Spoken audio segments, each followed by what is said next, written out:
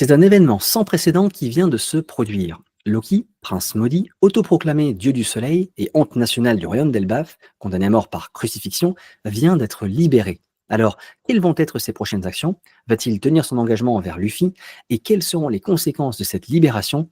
Salut, c'est Yves, c'est donc le sujet à la une des actus de ce chapitre 1141 de One Piece. C'est après avoir récupéré la clé des menottes dans le chapitre précédent que Luffy et Zoro ont délivré Loki. Mais alors, pourquoi ne pas avoir écouté les géants? Remettons les choses dans leur contexte.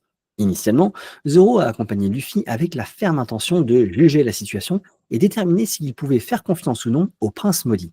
Seulement, arrivé sur place, le sabreur et son capitaine se sont retrouvés face au carnage résultant de la visite de Shamrock et de Gunko.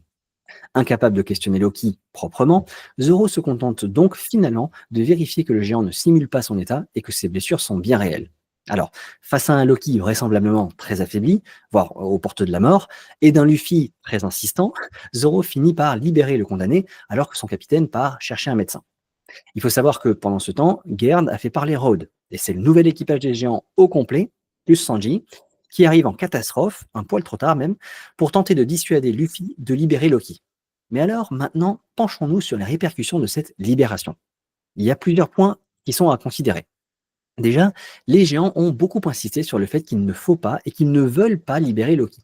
Donc cet acte va être perçu de leur part comme une grande trahison. Alors, fort heureusement, les géants actuellement sur place sont des amis qui ne devraient pas se retourner contre Luffy. Et de son côté, Luffy, aussi naïf qu'il puisse être, n'a pas libéré Loki pour rien. Il me semble important de rappeler que ces deux ont passé un accord lors de leur première rencontre et que, têtu comme il est, Luffy ne lâchera pas Loki tant que ce dernier n'aura pas rempli sa part du contrat. Et il a également avoué être prêt à lui régler son compte s'il s'était fait manipuler.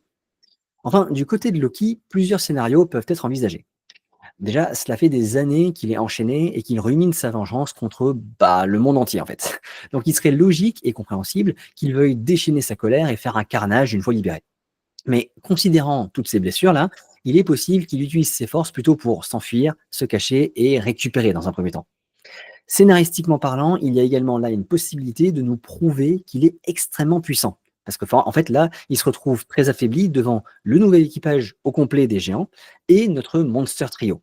S'il les bat et qu'il s'enfuit, cela confirmerait son incroyable puissance. Cependant, n'oublions pas qu'il est aussi attaché à la cheville par du granit marin, ce qui réduit ses chances de s'échapper.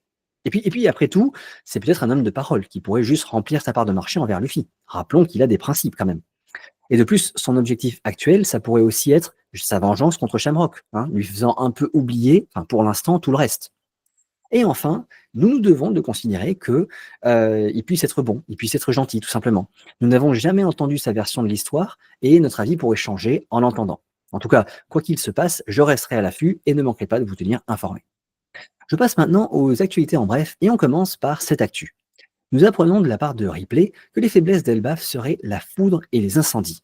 L'arbre d'Adam, aussi puissant soit-il, est affecté comme toute chose par le temps qui passe, et les vieilles branches résistent de moins en moins bien aux flammes. Cela nous est expliqué avec l'exemple d'une branche sectionnée car elle avait été frappée par la foudre. Cette branche portait à son extrémité un village entier. Donc, beaucoup de gens ont fait le rapprochement entre la foudre qui a frappé cette branche et la fresque présentée un peu plus tôt dans l'histoire, supposant que nous avons là un élément important de cette histoire. Mais deux autres points sont à noter. Premièrement, le fait que l'arbre soit creux. C'est un détail qui a l'air anodin, mais qui pourrait avoir son importance dans cet arc où les ordres de grandeur sont tant mis en avant. Et deuxièmement, le fait que l'histoire s'ouvre progressivement sur d'autres villages de géants. Nous savons qu'historiquement, les villages de géants étaient continuellement en guerre entre eux, malgré qu'ils ne soient pas tous obnubilés par les combats, comme nous le disait Saul lors de sa première rencontre avec Robin. Il serait alors intéressant d'en apprendre plus sur ces autres villages. Nous suivrons ça. Deuxième actu, c'est au cours d'une discussion bien alcoolisée qu'Usopp demande à Jarl le genre de femme qu'il aime. Suite à quoi, Jarl répond qu'il préfère les femmes plus âgées. La scène pourrait paraître anodine, mais certains y voient là une information importante permettant de théoriser sur l'histoire. D'autant plus que la réponse de Jarl n'est nulle autre que le titre du chapitre. Alors, l'interprétation de cette réponse peut être multiple, car il est possible de voir les choses comme Usopp, en considérant que Jarl est le doyen du monde, et qu'il ne puisse donc jamais trouver ce genre de femme. Et alors, certains parlent dans cette situation de hymne, parce qu'elle, elle est soupçonnée d'être immortelle, notamment par Ivankov qui théorisait un peu plus tôt sur une potentielle opération de jouvence et dans ce cas-là, alors elle serait bien plus vieille que Jarl et ça pourrait lui correspondre. Cependant, il est également possible de voir les choses sous un autre angle, qui se rapprocherait plus de la vision de la vieillesse que l'on retrouve chez Skopper-Gaban avec Ripley. Elle, elle est plus âgée que lui, mais de par les différences de longévité, lui, il vieillit plus vite qu'elle, dans le sens où il se rapproche plus rapidement de la mort.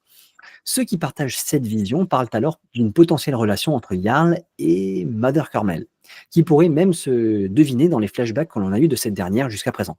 En tout cas, quelle que soit l'interprétation, il me semble important de pointer du doigt l'action d'Usopp qui, au lieu de venir taper Jarl dans le dos ou sur l'épaule en bonne camaraderie, va plutôt frapper l'épée plantée dans la tête du doyen et renchérir derrière en voulant l'extraire comme Excalibur.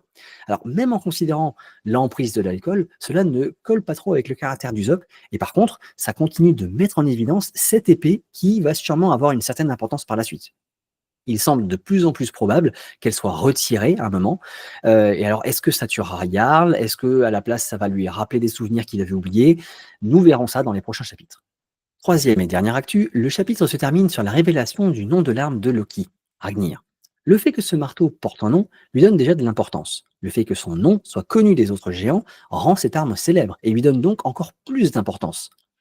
Ce nom, Ragnir, se compose des kanji du fer et de la foudre, ce qui le rapproche donc beaucoup de ce marteau légendaire de la mythologie nordique, Mjolnir.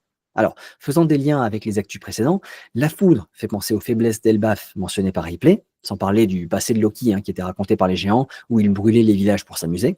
Et la référence à Mjolnir vient renforcer l'idée que Loki soit un homme de principe, et qu'il soit donc potentiellement digne de porter cette arme, comme Thor est digne de porter Mjolnir.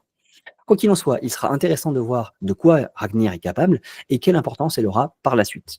C'est tout pour moi aujourd'hui. Pensez à vous abonner si jamais ce n'est pas déjà le cas. Prenez soin de vous, prenez soin de vos proches, et on se dit à bientôt pour une nouvelle plongée dans l'actu d'un chapitre.